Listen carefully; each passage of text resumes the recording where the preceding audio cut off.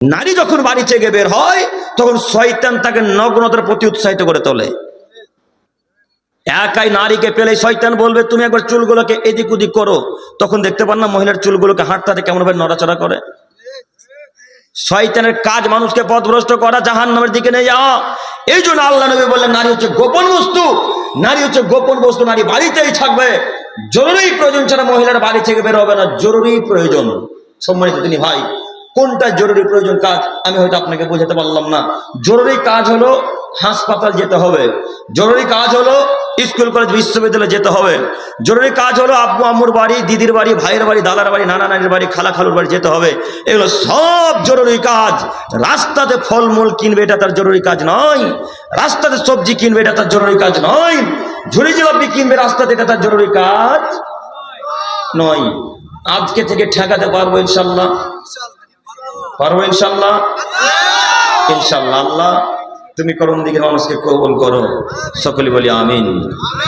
সম্মানিত মুরব্বী সাহেব, সম্মানিত তিনি ভাই, একটু আমার দিকে এক খেয়ালে চেয়ে থাকুন। আমার যদিও বিষয় ছিল অন্যরকম, এরপরেও মেলা দেখার কন্ট্রোল করতে পারলাম না। এই জন্য আপনাকে ওই একদিন আলোচনায় বলেছিলাম, এই উত্তর দিনাজপুরের কোনো এক জায়গার নাম মনে আসছে না, ভাইরা বলতে পারবে। এই জন্য জালসাতে বলেছিলাম আপনার হুজুরকে একদিন বলতে বললেন না মেলা বিরুদ্ধে। কোথায় গো? পালসা, না না পালসা নয়, মাদ্রাসা জালসাটা বারহাস, জাযাকাল্লাহ বারহাস। আপনার হুজুরকে একদিন বলতে বলেন না যে মেলার বিরুদ্ধে। আপনার হুজুর মেলার বিরুদ্ধে একদিনও কথা বলবে না। কেন? মেলার বিরুদ্ধে কথা বললে কাল থেকে কমিটির লোক জালসা করতে ডাকবে না। এই জন্য আপনার হুজুর মেলার বিরুদ্ধে কথা বলে না। আমি আব্দুল করিম আমিনুল ইসলাম আপনার কমিটিকে এতটুকু দাম দিই না ইনশাল্লাহ। গত বছর মাদ্রাসায় জালসাতে ডাকবেন কি না ডাকবেন, গত বছর কবরস্থানের উন্নতি করবে ডাকবেন কি না ডাকবেন, মসজিদের উন্নতি করবে জালসা করতে ডাকবেন কি না ডাকবেন, এটা আমি কেয়ার করি না, আপনাকে পরোয়া করি না। হক কথা বলতে এসেছি, হক কথা বলে যাব। যতদিন জালসাতে মেলা চলবে, যতদিন পুতুল বিক্রয় হবে, যতদিন এভাবে বেহায়া নগ্নতা হয়ে মহিলারা চলাচল করবে, ততদিন পর্যন্ত ওই কমিটির বিরুদ্ধে কথা বলতে পারি, ততদিন পর্যন্ত মহিলাদের বিরুদ্ধে কথা বলতে পারি, ততদিন পর্যন্ত সমাজের বিরুদ্ধে কথা যাবে। আমি আপনার 5 পয়সা মূল্য দিই না। আপনার হুজুরকে বলতে বলেন, আপনার হুজুর ঠিকই এসে অন্যান্য ভাষায় বক্তব্য রাখতে পারে, ঠিকই হালাল হারামের কথা বলতে পারে, ঠিকই শিরক বিদআতের কথা বলতে পারে, ঠিকই অন্যান্য বক্তব্য রাখতে পারে, কিন্তু আপনার হুজুর একদম এই নিষেধ অসৎ কাজ নিষেধ করলো না, একদিন বিরুদ্ধে করলো না। কেন? জালসায় মেলা বসবে কেন? একদিন বলেছে আপনার হুজুর বলেনি। বলবে কিভাবে? ক্ষমতা নেই, যে ভয় আছে যে অন্তরে। আজকে বলে যে কাল থেকে যারা এই দক্ষিণ উত্তর দিনাজপুরের মানুষ আর ডাকবে না, যে এই ভয় আছে অন্তরে। শুনুন, একটা কথা মনে রাখবেন, যত বক্তা সাহেব থাকুন, যত আলেম ওলামা একরাম থাকুন, এবং যত দিনী ভাইরা থাকুন না কেন, সবার উদ্দেশ্যে একটা কথা, রিজিক কোথা থেকে লেখা হয়? ভাগ্য কোথায় লেখা হয়েছে? কত বছর আগে ভাগ্য লেখা হয়েছে বলুন দেখি? পৃথিবী সৃষ্টির 50,000 বছর আগে ভাগ্য লেখা হয়েছে। পৃথিবী সৃষ্টির 50,000 বছর আগে ভাগ্য লেখা হয়েছে। ওই দিন যদি লেখা থাকে আব্দুল করিম উত্তর দিনাজপুরে জালসায় আসবে, তো কোনো মায়ের বেটা ঠেকাতে পারবে না। বুঝতে পারেন না? সেই দিন যদি লেখা থাকে যে আব্দুল করিম যত কঠিনভাবে বক্তব্য রাখুক, যত কড়াভাবে বক্তব্য রাখুক মেলার বিরুদ্ধে, সেই দিন যদি আল্লাহ লিখে দেয় যে এর পরেও আব্দুল করিম ওখানে জালসাতে যাবে, কোনো মায়ের বেটা বিরোধিতা করে ঠেকাতে পারবে না। কত আলেম ওলামা কেমন, কত বক্তা আব্দুল করিমকে ঠেকানোর চেষ্টা করলো, কে ঠেকাতে পারলো? কতজন গালি দিচ্ছে পাঁচালে বসে, কে ঠেকিয়েছে? কতজন আব্দুল করিমকে এখনো গালি দেয়, বক্তা বলেন আর যেই মানুষ বলেন না কেন, এখনো গালি দেয়। এখন আব্দুল করিমের দুর্নাম করে কোন ব্যাটা ঠেকাতে পেরেছে বলেন? আব্দুল করিমকে ঠেকাতে হলে আল্লাহকে বলতে হবে। আব্দুল করিমকে বসতে দিতে হলে কাকে বলতে হবে বলেন দেখি? আল্লাহকে বলতে হবে, আল্লাহ আব্দুল করিম যেন আর জালসা করতে না পারে তুমি কবুল করো। আল্লাহ আব্দুল করিম যেন জালসা করতে না পারে তুমি কবুল করো। আল্লাহ আব্দুল করিমকে যেন কেউ না ডাকে তুমি কবুল করো। এই দোয়া কার কাছে কবুল করাতে হবে? আল্লাহর কাছে। এই দোয়া যদি আল্লাহ কবুল করে নাই, বক্তা সাহেব আপনি শুনুন, কোন মায়ের বেটাকে ভাঙাতে হবে না যে আব্দুল করিমকে ডাকিয়েন না। কথা বুঝতে পারেন না? কোন মায়ের বেটাকে বলতে হবে না যে আব্দুল করিমকে ডাকিয়েন না। আপনি ফোনে ফোনে বলছেন আব্দুল করিমকে কেন ডেকেছেন? ও যে মেলার বিরুদ্ধে কথা বলে, ঠেকাতে পেরেছেন? কি করলেন বক্তব্য ফোন করে? কি করলেন ফোন করে? শতদিন বলেছি কিছু করতে হলে কাকে বলতে হয়? আল্লাহকে বলতে হয়। আল্লাহ, আল্লাহর কসম, আল্লাহ, আল্লাহর কসম, আল্লাহ, আল্লাহর কসম, যখন স্টেজ আসি তখন আগে আম্মাকে ফোন করে বলি আম্মু স্টেজে যাচ্ছি, দোয়া করিয়েন। দোয়া ওখানে কবুল করাতে হবে, ওখানে বলতে হবে আল্লাহকে। আল্লাহকে বলি আল্লাহ তুমি ইখলাসের সাথে তুমি আমাদেরকে কবুল করো। এইভাবে দিন রাত দোয়া করি, দিন রাত 5 ওয়াক্তের সালাতে দোয়া করে আল্লাহ তুমি কবুল করে নাও। আল্লাহ কবুল করে না কোনো বক্তা, কোনো মানুষ, কোনো নেতা, কোনো নেত্রী, কোনো মন্ত্রী, কোনো মায়ের বেটা ঠেকাতে পারবে না ইনশাআল্লাহ। বুখারী মুসলিম কোরআন মাজিদের আয়াত, আল্লাহ বলছেন পৃথিবী সৃষ্টির 50,000 বছর পূর্বে মানুষের ভাগ্য লেখা হয়েছে। পৃথিবী সৃষ্টির 50,000 বছর পূর্বে মানুষের ভাগ্য লেখা হয়েছে। সেদিন যদি ভাগ্য লেখা থেকে আব্দুল করিম এখানে জালসাতে আসবে, আবারও এখানেই আসবে ইনশাআল্লাহ। কথা বুঝেন নি? ভাগ্যকে এইভাবে বিশ্বাস করি, ভাগ্যকে এইভাবে বিশ্বাস করি। কেউ যদি তাকদীরকে অস্বীকার করে তাহলে সে কাফের। এটা তো আপনাদের নতুন ফতোয়া নয়, জানেন সবাই। কেউ যদি তাকদীরকে অস্বীকার করে, কেউ যদি ভাগ্যকে অস্বীকার করে তাহলে সে কাফের। এ কথা জানেন না? কেউ যদি তাকদীরকে অস্বীকার করে তাহলে সে কাফের, এ কথা ঠিক। তাকদীরকে বিশ্বাস করতে হবে।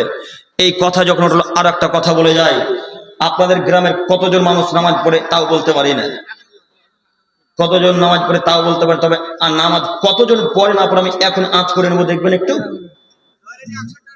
আচ্ছা আপনি একটু থামেন চাচা, আমি বলে দিচ্ছি কতজন নামাজ পড়ে না পড়ে। আজকে একজন ফজরের রক্তে সালাত জামাত আদায় করেছে, হাত তোলেন দেখি। এই মসজিদে, এই মসজিদ আপনি না সাহেব? আমি যেটাতে ছিলাম, হ্যাঁ ওটাই না? হ্যাঁ, কজন মুসল্লি হয়েছিল আজকে? আপনি ছিলেন? আচ্ছা 5 জনই হল। আচ্ছা আপনি এই গ্রামের সর্দার, কেসিয়ার, কোনো পদে নেই? আচ্ছা এই গ্রামে বাড়ি কটা আছে ওই জুমা মসজিদের আন্ডারে? 140। আচ্ছা 100 ঘর, 100 ঘর মানলাম, 40টা বাদ দেন, 100 হবে কাটকুট করে। 100 ঘর মেনে নিলাম যে 100টা পরিবার এই করণদিঘি থানার এই জুমা মসজিদের আন্ডারে থাকে। তো এবার আপনারা বলেন দেখি, প্রত্যেকটা বাড়ি থেকে যদি ফজরের ওয়াক্তে একটা করে মুসল্লি আসতো, মানুষ আসতো, কত মানুষ হতো? কত হতো? 100টা হতো। হয়েছে কয়জন? 5 থেকে 7 জন, 10 জন। এবার আমি আপনাকে বলি, আমি আজ করতে পারলাম না কতজন মুসল্লি নামাজ পড়ে। এখন আপনি যদি বলেন মাগরিবের সময় 70 জন হয়েছিল, তো সবাই যে মুনাফিক। এখন যদি কেউ বলে জোহরের সময় 80 জন মানুষ হয়েছিল, এখন তাহলে তারা সবাই যে মুনাফিক রাসূলের বাণীতে, বুঝেননি মনে হয়? রাসূলের বাণীতে সবাই যে মুনাফিক। বুখারী মুসলিম দেখবেন আপনি, একটু হাদিস একটু দেখাই। আবু হুরায়রা রাদিয়াল্লাহু তাআলা আনহু বলেন, রাসূল সাল্লাল্লাহু আলাইহি সাল্লাম বলেছেন, লাইসা সালাতুন আসকালা আলাল মুনাফিকিনা মিনাল ফাজর ওয়াল ইশা ওয়ালা ইয়ালামুনা মা ফি মালাতাহুম আলা হাবওয়া। আদমের ছেলেমেয়ে শোনো, মুনাফিকদের কাছে সবথেকে ভারী সালাত হচ্ছে ফজরের সালাত আর এশার সালাত। মুনাফিকদের কাছে সবথেকে ভারী সালাত হচ্ছে ফজরের সালাত আর এশার সালাত। মুনাফিকদের কাছে সবথেকে ভারী সালাত হচ্ছে ফজরের সালাত আর এশার সালাত। ওয়ালা ইয়ালামুনা মা ফি মালাতাহুম আলা হাবওয়া। যদি মুনাফিকরা জানতো ফজরের নামাজে আর এশার নামাজে কত নেকি আছে, তাহলে মুনাফিকরা হামাগুড়ি হলে মসজিদে আসতো। বুখারী মুসলিম। এবার আপনি বলেন কতজন মুসল্লি এই করণদিঘিতে নামাজ পড়ে? এর মানে করণদিঘির প্রায় মানুষই সালাত আদায় করে না। এর মানে করণদিঘি থানার প্রায় মানুষই নামাজ পড়ে না। এই জুমা মসজিদের আন্ডারে প্রায় মানুষই নামাজ পড়ে না। নামাজ যদি পড়তে চাই, কেউ যদি বলে যে আমি পড়ি, তাহলে থেকে ফজর রক্তে উপস্থিত হতে হবে, তাহলে নামাজি বলতে হবে। ফজর রক্তে উপস্থিত হতে পারে যে তারাই মুসলিম, ফজর রক্তে নামাজ পড়ে যে তারাই মুসল্লি, এ কথা মাথায় রাখবেন। কথা এইখানে এত দূর পর্যন্ত এই জন্য নিয়ে আসলাম, আপনার কথা হুজুরকে বলতে এসেছি একটু। এখানে আপনার ইমাম সাহেবকে একটা কথা বলি, এখানে সারা পৃথিবীর ইমামদেরকে উদ্দেশ্য করে একটা কথা বলছি। ও ইমাম সাহেব, ও হুজুর সাহেব, আপনাদেরকে বলি, এই যে ফজর রক্তে 4 থেকে 5 জন মুসল্লি, মেনে নিলাম 10 জন মুসল্লি, আপনি জুমার খুতবায় উঠে বলতে পারলেন না, জুমার খুতবা মেম্বার উঠে বলতে পারলেন না, যারা 5 ওয়াক্ত সালাত আদায় করে না তাদের জানাজায় উপস্থিত হব না, যারা 5 ওয়াক্ত সালাত আদায় করে না তাদের জানাজায় উপস্থিত হব না, যারা 5 ওয়াক্ত সালাত আদায় করে না তাদের জানাজায় উপস্থিত হব না। এই বক্তব্য জুমার খুতবা মেম্বার উঠে বলতে পারলেন না কেন? অন্তরে ভয় আছে নাকি? অন্তরে ভয় আছে নাকি? অন্তরে ভয় ভীতি থাকবে না যার, সেই জাতির উপকার করতে পারবে। অন্তরে ভয় ভীতি থাকবে না যার, সেই জাতির উপকার করতে পারবে। অন্তরে যদি ভয় থেকে জাতির উপকার করতে পারবেন না, আপনি বলেন জুমার খুতবায় উঠে মেম্বারে উঠে 5 ওয়াক্ত যারা নামাজ পড়ে না, 5 ওয়াক্ত যারা সালাত আদায় করে না, এদের জানাজায় উপস্থিত হব না, এদের জানাজায় উপস্থিত হব না। আমাকে রাখতে হলে মসজিদ রাখুন, না রাখতে হলে না রাখুন। মাথা বিক্রি করে সমাজে চাকরি করতে আসেনি, মাথা বিক্রি করে সমাজে চাকরি করতে আসেনি। আমি বেনামাজি জানাজা পড়াবো কেন? আমি বেনামাজি জানাজা পড়াবো কেন? বেনামাজি তো কাফের, বেনামাজি তো কাফের, বেনামাজি কাফের। যারা ফজর ওয়াক্তে সালাত আদায় করে না, ইশার সালাত আদায় করে না, 3 ওয়াক্তের সালাত আদায় করে তারা কাফের। যারা 1 ওয়াক্ত সালাত ইচ্ছা করতে ছেড়ে দেয় তারা কাফের। এই মুসল্লি নামাজ আপনি পড়বেন মানে অন্তরে ভয় ভীতি থাকবে না যার, সেই জাতির উপকার করতে পারে। অন্তরে ভয় ভীতি থাকবে না যার, সেই জাতির উপকার করতে পারে। ইমাম সাহেব, আপনাদের আমি দৃষ্টি আকর্ষণ করে বলতে চাইছি, জুমার খুতবা মেম্বার উঠে বলেন যে যারা 5 ওয়াক্ত সালাত আদায় করে না তাদের জানাজায় উপস্থিত হব না। এই বক্তব্য পেশ করেন, দেখি আপনি পেশ করতে পারছেন কিনা। যদি পেশ করতে পারেন, 24 ঘন্টার মধ্যে গ্রামের যত মুসল্লি আছে, মানুষ আছে, সবাই নামাজ পড়তে আসবে ইনশাল্লাহ। এখন যদি আপনি মনে করেন যে এই বক্তব্য রাখলে আমাকে মসজিদ থেকে তাড়িয়ে দিবে, তাহলে আপনি ভাগ্যকে অস্বীকার করলেন। কথা বুঝতে পারেননি মনে হয়। এখন যদি আপনি বলেন এই বক্তব্য রাখলে মসজিদ থেকে তাড়িয়ে দিবে, তাহলে আপনি কি অস্বীকার করলেন? ভাগ্য অস্বীকার করলেন। কেন? তাকদীর কত বছর আগে লেখা হয়েছে? পৃথিবী সৃষ্টির 50,000 বছর আগে ভাগ্য লেখা হয়েছে। সেই দিন যদি লেখা থাকে করণদিঘি থানার মসজিদে, জুমা মসজিদে এই বক্তব্য দেওয়ার পরেও ওখানে ইমামতি করবে, তাহলে কোন মসজিদের সর্দার, সভাপতি, ক্যাশের কেউ তাকে হটাতে পারবে না। আপনি তাকদীরকে যদি অস্বীকার করেন তাহলে তো আপনি মুসলমান থাকবেন না। আপনাকে বলতে চাইছি, বক্তব্য রাখেন না, দেখি মসজিদে মুসল্লি হয় কিনা। 24 ঘন্টার মধ্যে দেখবেন মসজিদে মুসল্লি আটে না, জায়গা দিতে পারবেন না ইনশাল্লাহ। আমরা কজন বক্তব্য রাখতে পারি এভাবে? কেউ রাখতে পারি না। আমাদের বড় ভয় বক্তব্য রাখতে। এই বক্তব্য রাখলে ইমাম সাহেবকে তো মসজিদ থেকে তাড়াবেই। মমতা খালার 3000 টাকাটাও কেটে দেবে। আর এরা এত বদ মানুষ, যারা দায়িত্ব আছে, বিশেষ করে শুধু করণদিঘির মানুষকে বলি না, আপনারা মনে করি না করণদিঘির মানুষকে বলছি। আমি কোনোদিন কোনো মানুষের নাম নিয়ে বক্তব্য রাখিনি, ইনশাল্লাহ রাখবো না। এতক্ষণ পর্যন্ত একবার শেখ বলেছি করণদিঘির মানুষের নাম, একবার বলি, ইনশাল্লাহ বলবো না। এবার আপনাকে বলি, যারা দায়িত্ব আছে এরা এত বদ, এরা এত বদের বদ, যদি বক্তব্য এইভাবে দেয় আর মসজিদ থেকে যদি তাড়িয়ে দেয় তো ইমাম ভাতাটাকেও কেটে দেবে। কাটে না? জি, শাহাবুদ্দিন হাজি সাহেব 5,000 টাকা ফোন করে দিয়েছেন। আল্লাহ জনদানকে কবুল করেন। আল্লাহুম্মা সাল্লি আলাইহি সকলে বলি আমিন। সম্মানিত মুরব্বী সাহেব, এবার আপনাকে বলি, আপনি যদি এই ইমাম ভাতা কাটার ভয় করেন, মসজিদে চাকরি ভয় করেন, তাহলে জাতির আর উপকার করতে আপনি পারবেন না। আপনি তাকদীরকে বিশ্বাস করেন, তাকদীরে মাথা কথা রাখেন, দেখেন ইনশাআল্লাহ সমাজ পরিবর্তন হয় কিনা। জোরালো কণ্ঠে বক্তব্য রাখবেন। জুমার খুতবাতে মানুষ যত পরিবর্তন হয়, এই জালসাতে তত মানুষ পরিবর্তন হয় না। এখন যেই হিসেবে বক্তব্য মানুষ শুনছে জুমার খুতবা, এর থেকে লক্ষ কোটি গুণ বেশি ভালো করে বক্তব্য শুনে। এই জন্যে জুমার খুতবার 8 ঘন্টা সময়, আর এই বক্তব্যের ময়দানে, জালসার ময়দানে 3 ঘন্টা সমান। দুইটাকে কম্পেয়ার করলে জুমার খুতবা বেশি হবে। কথা বুঝতে পারিনি মনে হয়। জুমার খুতবায় মানুষের যত উপকার হয়, জালসাতে এত মানুষের উপকার হয় না। এই জন্যে বলছি আমি আপনাকে, ইমাম সাহেবের সমাজকে পরিবর্তন করতে পারবে। সম্মানিত মুরব্বী সাহেব, সম্মানিত দায়িত্বশীলগণ, আমি আপনাদের দৃষ্টি আকর্ষণ করে বলি, ইমাম সাহেবকে ফুল পাওয়ার দেন, ইমাম সাহেবকে ফুল পাওয়ার দেন। 15,000 টাকা বেতন দিয়ে তাকে ফুল সম্পূর্ণ কাজ করিয়ে নেন। তাকে বলেন রাসূল সাল্লাল্লাহু আলাইহি ওয়াসাল্লাম যেভাবে বক্তব্য দিয়েছেন সেই হাদিসগুলি জাতির সামনে পেশ করার চেষ্টা করেন, বক্তব্য পড়ে দেওয়ার চেষ্টা করেন। যদি এইভাবে ইমাম সাহেবকে বক্তব্য দিতে বলেন, ইমাম সাহেবকে যদি ফুল পাওয়ার দেন, আপনি যদি বলেন আপনার যেগুলো সই হাদিস যা ভাবে বলতে হয় বলেন, ইমাম সাহেব সাহস পাবে এবং আপনাদের প্রত্যেকটা মানুষকে বোঝানোর চেষ্টা করবেন ইনশাআল্লাহ। কিন্তু বড় দুঃখ লাগে, যখন সুদের ব্যাপারে ইমাম সাহেব কথা বলে তখন এক কর্ণা থেকে গলা ঠাকুর আসে, যে যখন বিড়ির ব্যাপারে বক্তব্য রাখে ইমাম সাহেব তখন ওই কর্ণা থেকে গলা ঠাকুর আসে। কিন্তু যে সভাপতি সে তো বিড়ি খায়, যে ক্যাশে সে তো সুদ খায়, যে সর্দার সে তো দাড়ি কাটে। এই কথা বলতে গেলে তখন গলা খাকর দিয়ে ইমাম সাহেবের মুখকে চুপ করিয়ে দিয়ে ইমাম সাহেব তখন শুধু সাহাবীদের ঘটনা, শুধু নবীদের ঘটনা, শুধু সাহাবীদের ঘটনা, শুধু নবীদের ঘটনা, আর কিছু জানেই না। সমাজ পরিবর্তন হবে এভাবে? আচ্ছা, আমি আপনাকে এখানে এসে বললাম না যে প্যান্ট টাকনো নিচে পরা হারাম, এ কথা ভুলে গেলাম না। আপনারা কেউ জানতে পারবেন যে একটা প্যান্ট টাকনো নিচে পরা হারাম নয়? কেউ জানতে পারবেন? আমি এখানে এসে আলোচনা করলাম না যে দাড়ি কাটা হারাম, দাড়ি কাটতে পাবেন না, করলামই না। আপনারা কিছু জানতে পারলেন? তো ইমাম সাহেব যদি সমাজে নাই বলে, নাই বলতে দেন, তাহলে আপনারা কিভাবে জানবেন বলেন? প্রতিদিন তো ইউসুফ জুলেখার কাহিনী শুনছেন যে আমার খুতবায়। ইউসুফ জুলেখার কাহিনী শুনে কি করবেন, কি উপকার করবেন সমাজে? ইউসুফ জুলেখার কাহিনী শুনে হয়তো ইমানটা বাড়বে একটু, কিন্তু এ হারাম কাজ কি করে ছাড়বেন আপনি? কথা মনে বুঝতে পারেননি মনে হয়।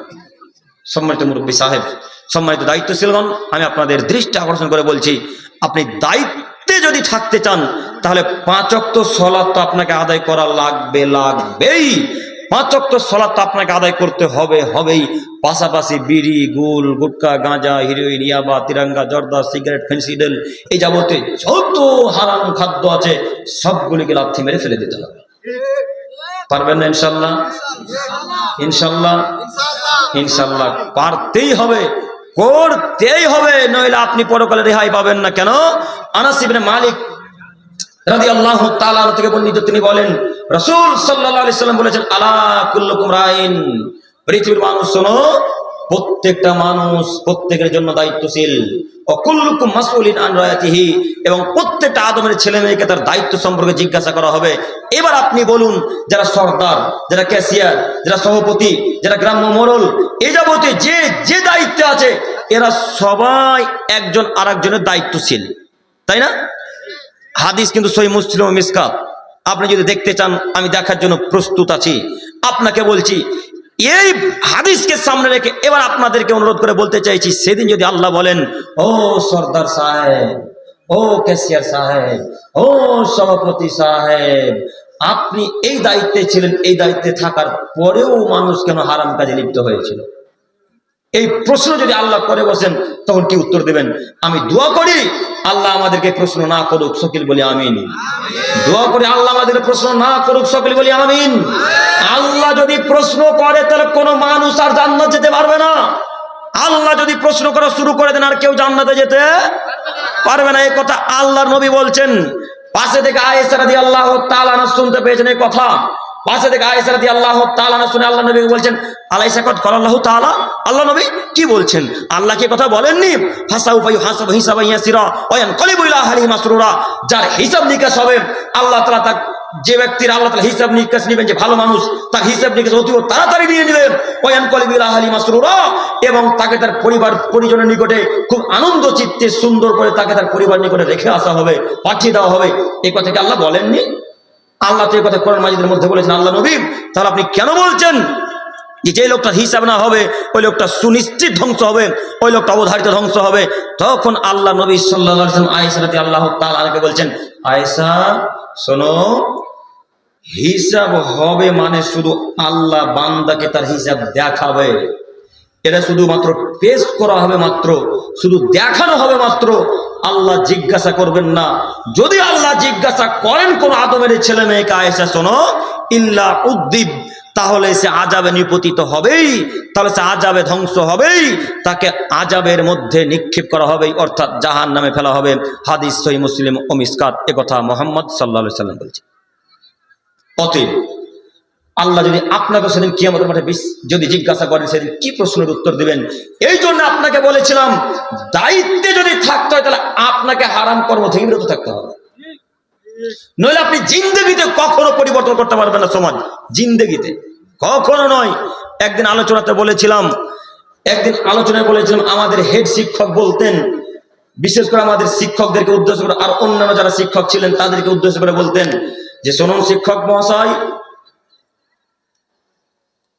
আপনারা ঠিক থাকবেন, আপনারা যদি ঠিক থাকেন তাহলে ছাত্ররা ঠিক থাকবে, আপনারা ঠিক থাকবেন তাহলে ছাত্ররা ঠিক থাকবে। এই বক্তব্য রাখতে রাখতে মাঝে মাঝেই তিনি তারানাতে আমাদেরকে উপদেশ দিতেন। আপনারা তারানা বুঝলেন কি?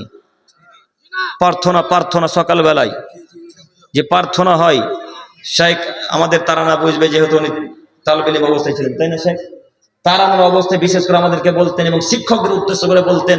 আমরা লাইনে দাঁড়িয়ে থাকতাম, তখন বলতেন একটা উদাহরণস্বরূপ, শুনুন, বৌমা স্ত্রী যদি দাঁড়িয়ে দাঁড়িয়ে পেচ্ছাব করে, আমার দিকে তাকান,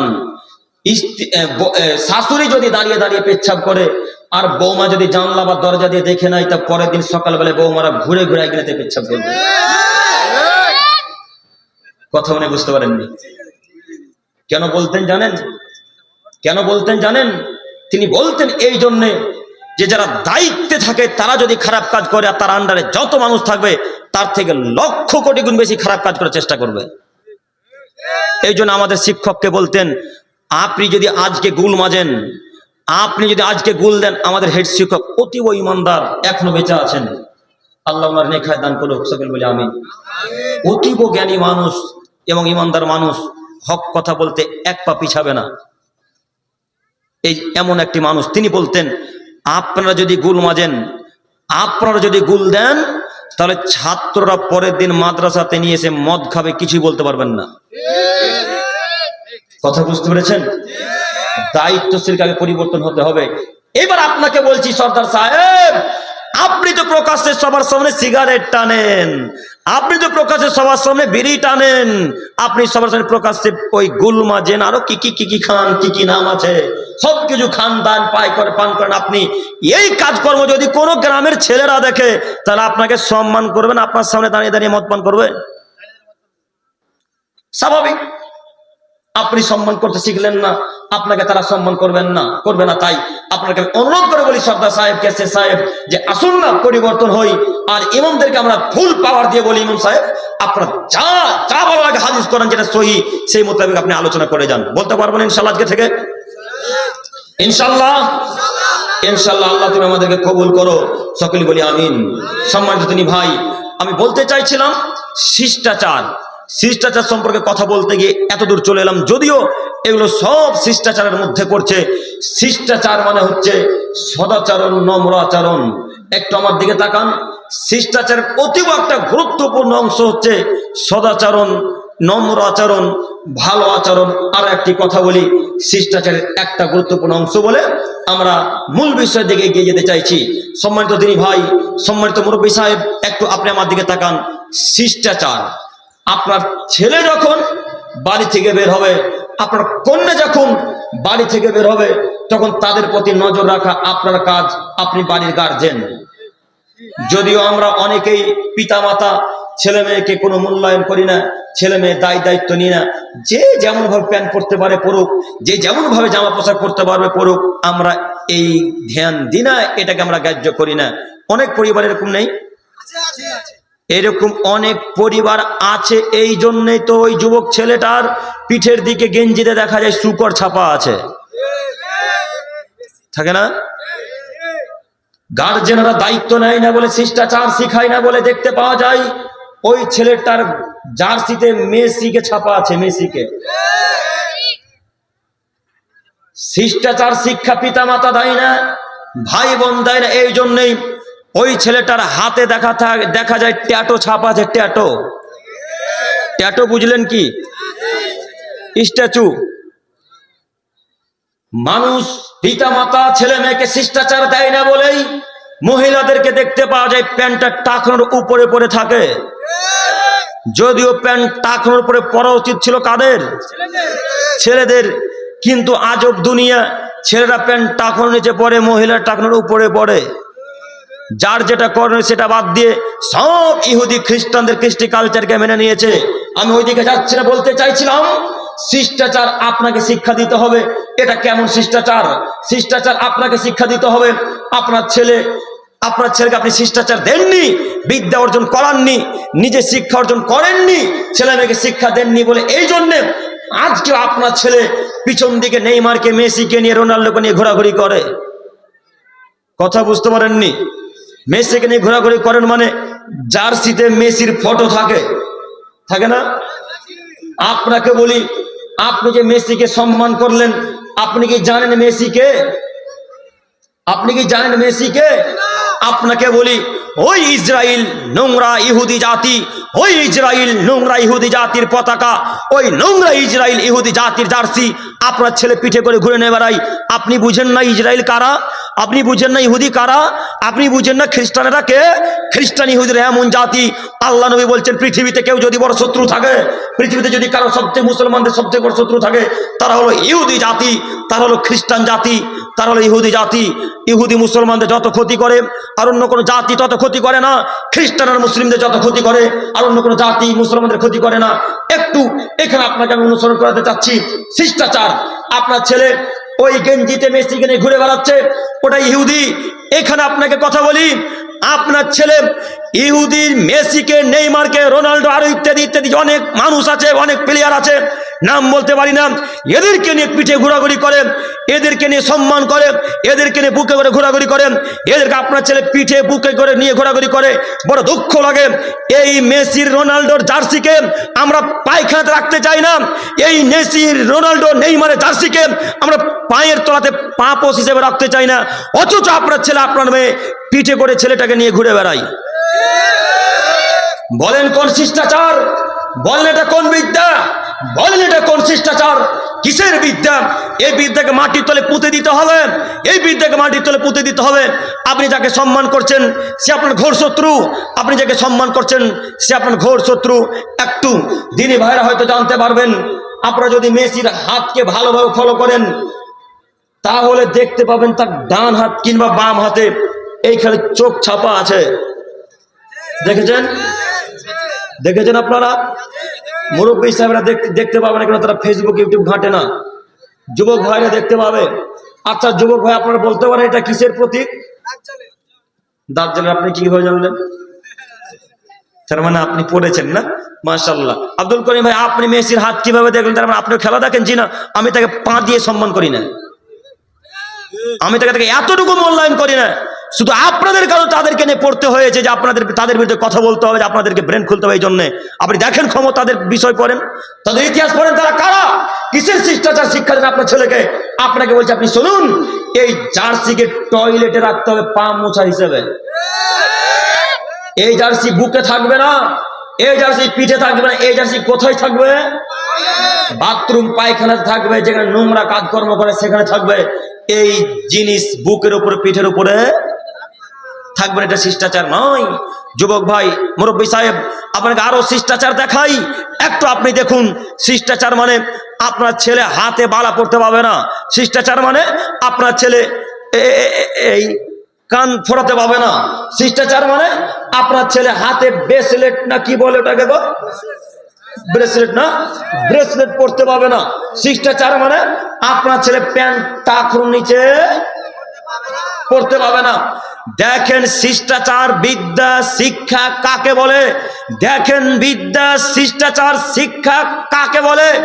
কিভাবে শিক্ষা দিত আগেকার মানুষ, কিভাবে বিদ্যা দিত ছেলে মেয়েকে আগেকার মানুষ। একটা আপনাকে পরামর্শ দিয়ে কোরআন থেকে একটা আয়াত তুলে দেখাই। আপনারা সবাই লোকমান হাকিমকে চেনেন, চেনেন বলতে দেখেননি কিন্তু নাম শুনেছেন, তাই না? শুনেননি মনে হয়। আমরা যারা কোরআন পড়তে পারি, 100 সূরা, কোরআন মাজিদে কটা সূরা আছে বলি? 114টা। 114টা সূরার মধ্যে এখানে একটা সূরা আছে লোকমান নামে, পড়েছেন কেউ? পড়েননি না? পড়বেন কিভাবে? দিন রাত যে ফোন নিয়ে ব্যস্ত, দিন রাত যে মোবাইল নিয়ে ব্যস্ত, কখন কোরআন পড়বেন, কখন একটু কোরআন তেলাওয়াত করবেন? আব্দুল্লাহ ইবনে মাসউদ রাদিয়াল্লাহু তাআলা আনহু থেকে বর্ণিত, তিনি বলেন রাসূল সাল্লাল্লাহু আলাইহি সাল্লাম বলছেন, মান কারা বিল আয়াতাইনি মিন আখিরি সূরাতিল বাকারা, আদমের ছেলে মেয়ে তোমাদের মধ্যে যদি কোনো মানুষ সূরাতুল বাকারার শেষ দুটি আয়াত পাঠ করে, আদমের ছেলে মেয়ে শোনো, তোমাদের মধ্যে যদি কোনো মানুষ সূরাতুল বাকারার শেষ দুটি আয়াত পাঠ করে, ফি লাইলাতিন কাফাতাহু, তাহলে তার জন্য সারা রাত্রি নেকি লেখা হবে। আল্লাহু আকবার, আল্লাহু আকবার বলতে পারেন না? না মানে অর্থ বুঝেননি মনে হয়। আল্লাহু আকবার। আর একটা হাদিস বলি আপনাকে, কোরআনের মর্যাদা দেখাচ্ছি। আবু হুরায়রা রাদিয়াল্লাহু তাআলা আনহু বলেন, রাসূল সাল্লাল্লাহু আলাইহি সাল্লাম বলেছেন, লা তাজআলু বুয়ুতান মাকাবিরা, পৃথিবীর মানুষ তোমরা তোমাদের ঘরকে কবরে পরিণত করো না। পৃথিবীর মানুষ তোমরা তোমাদের ঘরকে কবর বানিয়ে নিও না, তোমরা তোমাদের বাড়িকে গোরস্থান করে নিও না। ইন্না শাইতানা ইয়ানফিরু মিনাল বাইত আল্লাযী তুকরা ফি সূরাতুল বাকারা, নিশ্চয়ই অবশ্যই অবশ্যই ওই বাড়ি থেকে শয়তান চলে যায়। ওই বাড়িতে শয়তান থাকতে পারে না যেই বাড়িতে সূরাতুল বাকারা পাঠ করা হয়। কোন বাড়িতে শয়তান থাকে না? যেই বাড়িতে সূরা বাকারা পাঠ করা হয়। কিন্তু আপনার হুজুর বলেছে সূরা নাস, সূরা ফালাক, সূরা ইখলাস, আয়াতুল কুরসি আর সূরা মুলক আর সূরা ওয়াকিয়া লিখে যদি দেওয়ালে এইভাবে টাঙিয়ে রাখেন, তাহলে বরকত নাজিল হবে, শয়তান আসতে পারবে না। দেখেননি মনে হয়? দেখেছেন না? কত বাড়িতে আছে, শুধু তাদের নাম নিচ্ছেন কেন? ওদের বাড়িতে তো আছে, আছেই, আমাদের আহলে হাদিস পরিবারে নাই মনে হয়। তাহলে শুধু তাদের মানে ওদেরকে বাঁশ দেওয়া শুধু কাজ নাকি? ওদেরকে শুধু বলা লাগবে না, তাদের হিসাব পরে, আগে আমাদের হিসাব। এটা আহলে হাদিস এলাকা, তাই না? এটা আহলে হাদিস এলাকা নয়, নয় কলকাতার মতো সব হানাফি। কলকাতায় যখন বক্তব্য দিতে যাই ওরা, আমি আদৌ জানি যে ওরা হানাফি। ওরা প্রায় দাওয়াত দেয় যারা কলকাতার দিকে, তারা প্রায় হানাফি। এই কিছুদিন আগে গেলাম, তাও পাশেকার লোকেরা সব হানাফি, তাই না? নজরুল কই, তার পাশেকার ছেলেগুলো লোকগুলো প্রায় হানাফি, কয়েক ঘর আহলে হাদিস। তো এরা যে কয়েক ঘর ছিল আহলে হাদিস, আর ওই যখন সুন্দরবনের দিকে চলে যাবেন, সুন্দরবন গেছেন কেউ? সুন্দরবনের দিকে যখন চলে যাবেন, আহলে হাদিসের নাম গোধান পাবেন না। নাম গোধান মানে, আমার কথা মিলছে আপনাদের সাথে? একই কথা না? আলহামদুলিল্লাহ, বোঝাতে সুবিধা হবে। তো ওইদিকে যখন চলে যাবেন, সব হানাফি, পচা হানাফিদের দল, সব এই দলের হানাফি। তো তাদের বাড়িতে আমাদের বসতে দেয়, বাড়ি আল্লাহু সামাদ, সেই লেভেলের বাড়ি, খুব সুন্দর সুন্দর দামি দামি বাড়ি। এত সুন্দর বাড়িতে দেখতে পাই, এই কর্নারে সূরা ফালাক লেখা আছে, এই কর্নারে সূরা নাস লেখা আছে, এই কর্নারে সূরা ইখলাস লেখা আছে, এই কর্নারে সূরা কাফেরও লেখা আছে, আর মধ্যখানে লেখা আছে আয়াতুল কুরসি। দেখেননি মনে হয়? এবার দোকানের বিষয়ে আসি। বিশেষ করে যখন এই আপনাদের মিষ্টির দোকানের মুদিখানা দোকানে ঢুকবেন, গেটে ঢুকলে দেখতে পাবেন চারকুল আর সূরা আয়াতুল কুরসিটা টাঙিয়ে রাখা আছে। আমার কথা মিলছে কি? এইভাবে টাঙিয়ে রাখা থাকে। হুজুরে বলেছে দোকানওয়ালাকে, ও দোকানওয়ালা, এই লেখাটা যদি টাঙিয়ে রাখেন, কি করবো? একটু পরে বলতেন। মহিলাদের পক্ষ থেকে 3800 টাকা চেয়েছেন। আল্লাহুম্মা সাল্লি আলাইহা, আল্লাহুম্মা সাল্লি আলাইহা। আল্লাহ তুমি ওনাদের দানকে কবুল করো, সকলে বলে আমিন। তো হুজুরে বলেছে যে এই লেখাটাকে, এই পেপারটাকে যদি টাঙিয়ে রাখো, তাহলে তোমাদের দোকানে, তোমাদের ব্যবসায় বরকত নাজিল হবে। এ কথা হুজুরে বলে। আর আল্লাহর নবী বলছেন, যেই বাড়িতে সূরাতুল বাকারা তেলাওয়াত করা হয়, ওই বাড়িতে কে থাকে না? শয়তান থাকে না। যেই বাড়িতে যেই লোকটা সূরাতুল বাকারার শেষ দুটি আয়াত পাঠ করবে, ওই লোকটার জন্য সারা রাত্রি নেকি লেখা হবে। এবার আপনি বলুন, হুজুরের কথা মানবেন না মুহাম্মদ সাল্লাল্লাহু আলাইহি সাল্লামের কথা? মুহাম্মদ সাল্লাল্লাহু আলাইহি সাল্লামের কথা। তাহলে হুজুরের কথাকে এখন লাথি মেরে দিতে হবে। এই কথার এক পয়সা কোনো মূল্য নেই। এই কথার মূল্যায়ন করা যাবে না। ও সম্মানিত মুরব্বী সাহেব, সম্মানিত তিনি ভাই, আপনাকে বলি, বাড়িতে যদি এই লেখা টাঙা থাকে, এই লেখাটা কাগজের লেখা থাকে, জালসাতে দেখতে পাওয়া যায় স্বর্ণর আকারে সোনালী কালারের লেখা, বড় বড় পেপারে লেখা থাকে, দেখেননি? ওই ওই ছবি টাঙানো ছবিগুলোকে কি বলে? অ্যালবাম।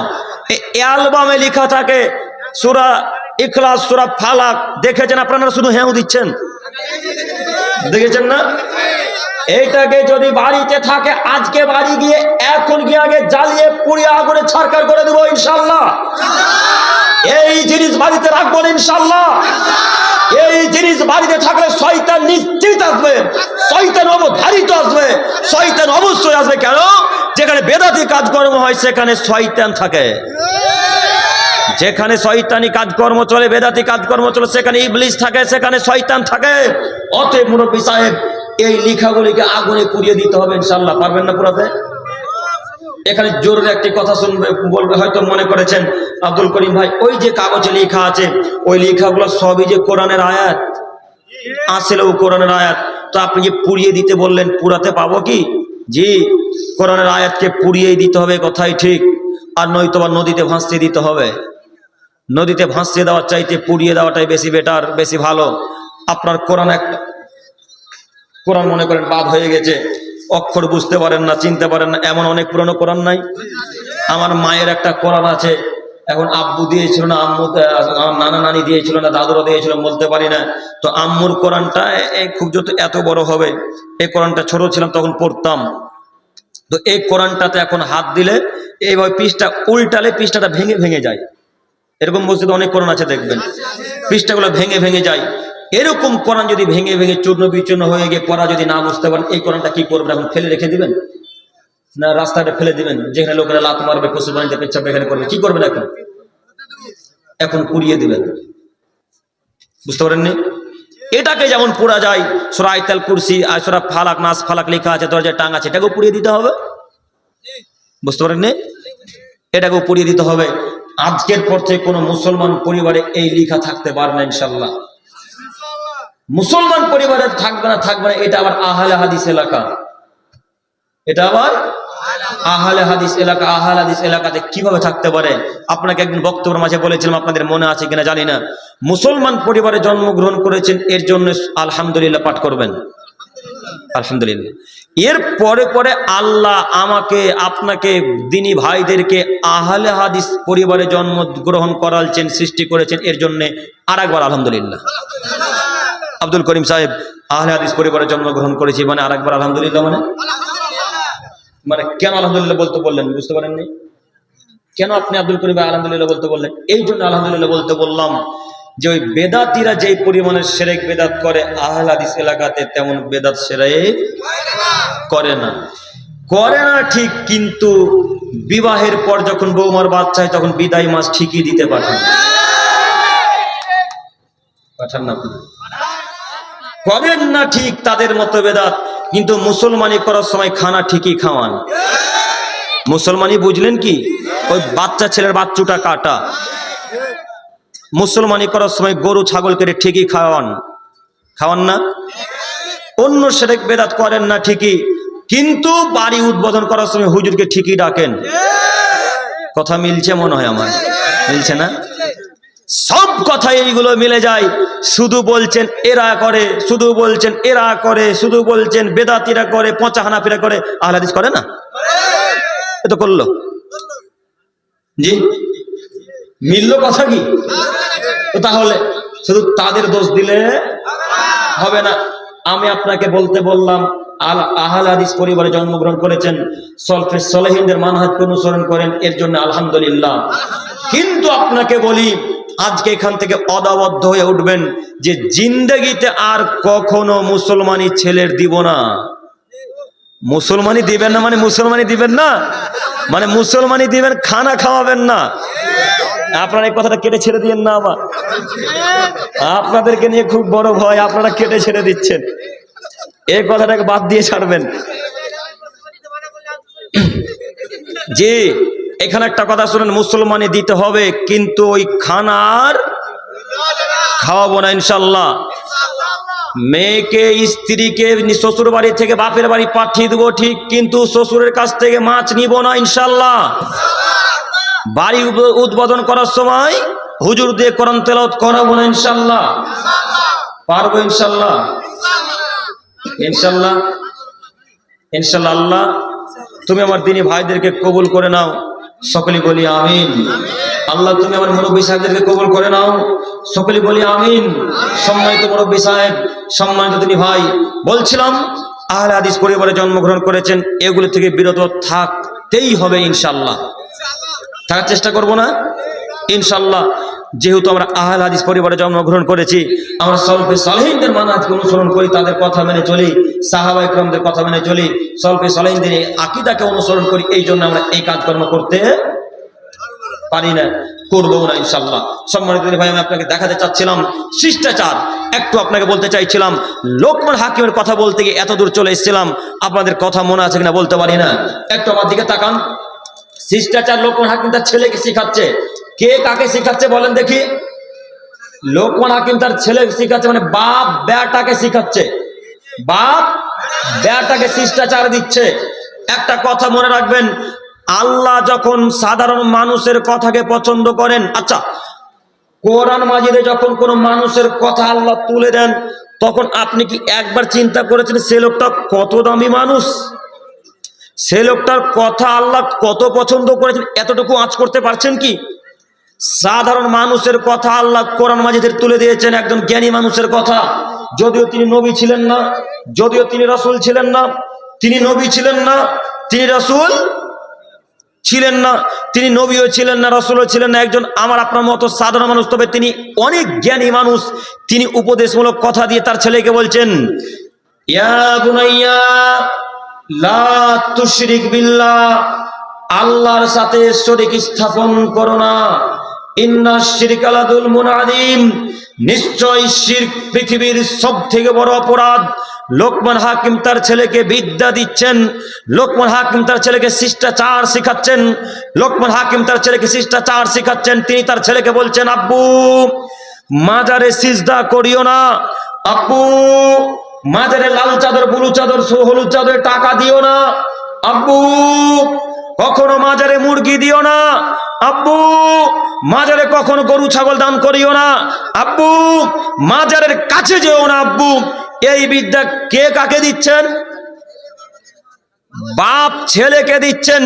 লোকমান হাকিম বলছেন, আব্বু শিরক করো না, শিষ্টাচার শিখাচ্ছেন। আব্বু হাতে বালা পরিও না, শিষ্টাচার শিখাচ্ছেন। আব্বু কান ফোড়ায়ও না, শিষ্টাচার শিখাচ্ছেন। আব্বু পায়ে কালো ধাগা বেঁধো না, শিষ্টাচার শিখাচ্ছেন। আব্বু হাতে কালো ধাগা, তাবিজ যে ইত্যাদি ইত্যাদি আর কিছু বেঁধো না, শিষ্টাচার। এ কথাই লোকমান হাকিম তার বেটাকে শিখাচ্ছে। আপনি শিখাতে পারেন না মানে? লোকমান হাকিম বলতে পারেন, হাতে বালা পরিও না বেটা। আপনি কি করেন? আপনিও মানুষ, লোকমান হাকিমও মানুষ, আপনিও সাধারণ মানুষ, লোকমান হাকিমও সাধারণ মানুষ। লোকমান হাকিম বেটাকে বলতে পারে, বেটা হাতে কালো ধাগা পরো না। লোকমান হাকিম বলতে পারে, বেটা পায়ে কালো ধাগা পরো না। লোকমান হাকিম বলতে পারে, বেটা হাতে বালা পরিও না। আপনি কা পুরুষ, আপনি কা পুরুষ, আপনি কা পুরুষ? আপনার চোখের সামনে আপনার ছেলেটা এখনো হাতের লোহার বালা পরে আছে। আপনি কি শিষ্টাচার বিদ্যা দিলেন? কি শিষ্টাচার শিখালেন? এরকম পিতাকে আমরা বাপ বলি না, এরকম বাপকে আমরা বাপ বলি না। এদের মতো বাপকে আল্লাহ নবী বলেছেন, আরে কাপুরুষরা বিবাহ করিস না, আরে কাপুরুষরা বিবাহ করিস না, আরে কাপুরুষরা বিবাহ করিস না। তোরা রোজা থেকে থেকে থেকে থেকে থেকে যৌন ক্ষমকে নষ্ট করে দিস। এদেরকে বিবাহ করতে আল্লাহ নবী নিষেধ করেছেন। তিনি বলছেন, ইয়া মাসারাস সাবাব মান ইসতাতা মিনকুল বাত ফালিয়াতাজাওয়াজ, হে আদমের ছেলে মেয়ে, তোমাদের যাদের ক্ষমতা হয়নি তোমরা বিবাহ করো না। এই যুবকের দল, আল্লাহ নবী ঘোষণা দিচ্ছেন, ইয়া মাসারাস সাবাব মান ইসতাতা মিনকুল বাত ফালিয়াতাজাওয়াজ, এই যুবকের দলেরা, তোমাদের যাদের সামর্থ্য নেই তোমরা বিবাহ করো না। বলেন ছেলেকে শিরক থেকে বিরত রাখতে পারেন না, রাখতে পারেন না, ছেলেকে শিরক করা থেকে বিরত রাখতে পারেন না। কিসের ক্ষমতা রাখেন? কিসের ক্ষমতা রাখেন? আপনার চোখের সামনে আপনার ছেলে এখনো হাতে কালো ধাগা পরে আছে, আমি ঠেকাবো না আপনি ঠেকাবেন? কথা বলেন। আপনার মেয়েটা প্যান্ট টাকার উপরে পড়ছে, আমি বাধা দেবো না আপনি বাধা দিবেন? জন্ম দিবেন আপনার, আমি ঠেকাতে আসবো জঙ্গিপুর থেকে? কেন আপনার মেয়ে কালো ধাগা পরে আছে পায়ে? কেন আপনার ছেলের পায়ে কালো ধাগা আছে? আপনার ছেলের প্যান্ট এখন টাকার নিচে আছে, কেন আছে, কেন এটা কিসের শিষ্টাচার বলেন, কিসের বিদ্যা? আপনি না এমএ পাস ছাত্র, আপনি না বিএড পাস ছাত্র, আপনি না উচ্চ মাধ্যমিক পাস ছাত্র, আপনি এত শিক্ষিত ছেলে, শিক্ষিতা মা, আপনার ছেলে মেয়ে কেন বেহায়া এইভাবে চলাচল করবে বলুন? কিসের শিষ্টাচার বলেন, কিসের বিদ্যা বলেন? আজকের পর থেকে প্রত্যেকটা পিতাকে বলছি, প্রত্যেকটা আব্বুদের উদ্দেশ্যে বলছি, আব্বুজান আপনাদেরকে বলছি, ছেলের হাতে যদি বালা থাকে, কালো ধাগা থাকে, লাল ধাগা, সাদা ধাগা, যে কোনো ধাগা থাক না কেন, পায়ে যদি কোনো ধাগা থাকে, হাতে যদি কোনো ধাগা থাকে, কান যদি ফোরানো থাকে, আজকে বাড়ি গিয়ে তার ধাগাকে ছিঁড়ে ফেলে দেবো ইনশাল্লাহ। পারবেন না মনে হয়? পারবেন না? ও মুরব্বী সাহেব, আপনাদেরকে বলছি, আপনারা পারবেন? আপনাদের বিয়ে হয়েছে? আপনাদেরকে বলছি পারবেন না, ছিঁড়ে ফেলে দিতে হবে। আপনি মনে রাখিয়েন, ছেলে আপনার আল্লাহ কিয়ামতের মাঠে জিজ্ঞাসা করবেন। আল্লাহ নবী সাল্লাল্লাহু আলাইহি ওয়াসাল্লাম বলেন, আদমের ছেলে মেয়েকে দায়িত্ব সম্পর্কে যতক্ষণ জিজ্ঞাসা না করা হচ্ছে ততক্ষণ পর্যন্ত এক পা তাকে নড়তে দেওয়া হবে না। যতক্ষণ পর্যন্ত দায়িত্ব সম্পর্কে জিজ্ঞাসা করা না হচ্ছে ততক্ষণ পর্যন্ত আদমের ছেলে মেয়েকে নড়তে দেওয়া